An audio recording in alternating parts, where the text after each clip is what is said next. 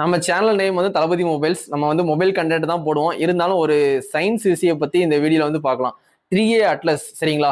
இந்த 3A atlas வந்து யாரு நிறைய பேர் கேள்விப்பட்டிருப்பீங்க. இது வந்து ஜூலை மாசம் வந்து இந்த மாதிரி ஒன்று காம்பேக்ட் இந்த மாதிரி ஆப்ஜெக்ட் நம்மளை நோக்கி வருது அப்படின்னு சொல்லிட்டு வந்து ஒருத்தவங்க வந்து கண்டுபிடிச்சாங்க. ஃபாரின்ல வந்து இந்த டெலஸ்கோப் மூலியமா வந்து பெரிய டெலஸ்கோப் மூலியமா வந்து எடுப்பாங்க பாத்தீங்களா?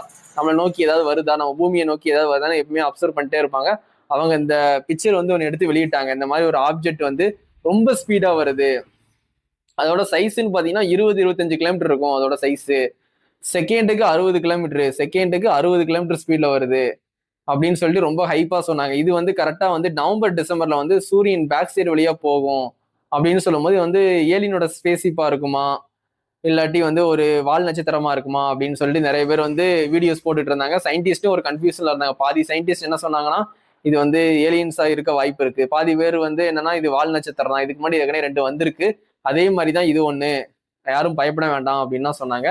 ஆனா அது கொஞ்சம் கிட்ட வர வர அதோட சைஸ் பார்க்கும்போது உள்ள வந்து தண்ணி இருக்குது வந்து தெரிஞ்சுக்கிட்டாங்க. நாசா வந்து உள்ள வந்து வாட்டர் இருக்கு, வாட்டர் இருந்தா உள்ள வந்து மனுஷங்க இருக்க மாட்டாங்க, ஏதோ உயிரினம் இருக்கும் அப்படின்னு சொல்லி வந்து கெஸ் பண்ண ஆரம்பிச்சிட்டாங்க. கெஸ் பண்ணும் போது இந்த மாதிரி வந்து இது இப்ப ஏலியனா இருக்கும் போல அப்படின்னு சொல்லிட்டு ஒரு பயத்தை உருவாக்கி இருக்கு. இப்போ வந்து சூரியன் பேக் சைட்ல போய்கிட்டு இருக்கு.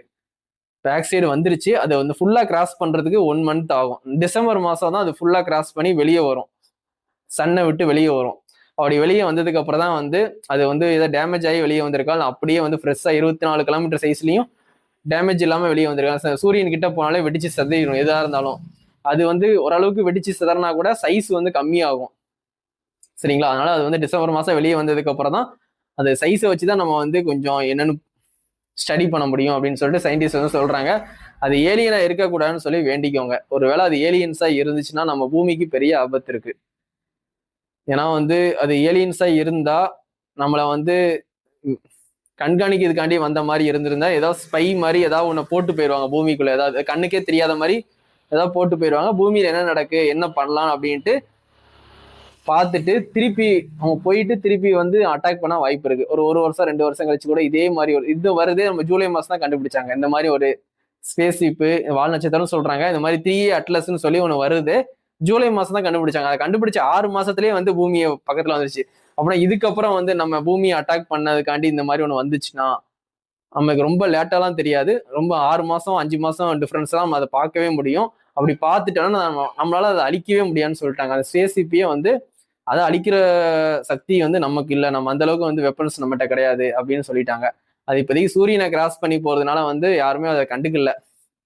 ஒருவேளை சூரியனை கிராஸ் பண்ணதுக்கு அப்புறம் டைரக்ஷன் மாதிரி எர்த்த பார்த்து வந்துருச்சுன்னா பெரிய ஆபத்து இருக்கு. நம்ம உலகத்துக்கு பெரிய ஆபத்துனா பூமியே இல்லாம போயிடலாம், இல்லாட்டி அவங்க வந்து நம்மளை கண்ட்ரோல் பண்ணி ஆள்ற மாதிரி எப்படியோ என்னமோ இந்த மாதிரி வந்து நம்ம சினிமால தான் பார்த்துருப்போம்.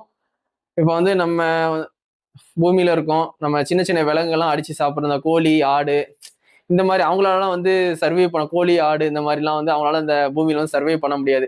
அவங்களுக்கு மேல சக்தி வந்து மனிதன் வந்து இருக்கு, மனுஷங்க நம்ம இருக்கோம். நமக்கு மேல வந்து ஏலியன்ஸ் இருந்தா எப்படி இருக்கும்? அந்த கோழிக்கு ஆடுக்கு என்ன நிலைமையோ அதே நிலைமை தான் வந்து மனுஷனுக்கும் வந்து ஏலியன்ஸ் ஒருவேளை வந்தா அந்த நிலைமை தான் வரும். அதுக்கப்புறம் வந்து பூமியே வந்து ரொம்ப என்ன ஆகும்னே சொல்ல முடியல. அது ஏலியன்ஸை இருக்கக்கூடாதுன்னு சொல்லி எல்லாரும் ப்ரே பண்ணிக்கோங்க.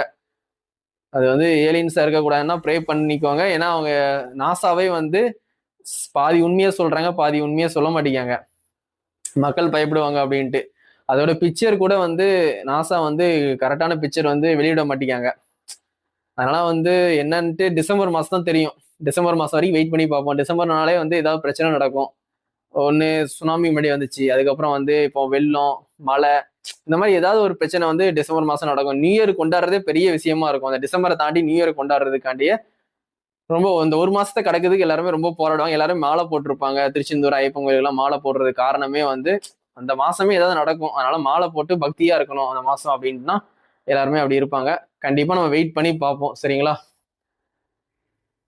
3A அட்லஸோட ரிசல்ட் கண்டிப்பா டிசம்பர் மாசம் தெரியும். கண்டிப்பா வெயிட் பண்ணி பார்ப்போம். நம்ம சேனலை பார்க்குறோம், கண்டிப்பா சப்ஸ்கிரைப் பண்ணி சப்போர்ட் பண்ணுங்க.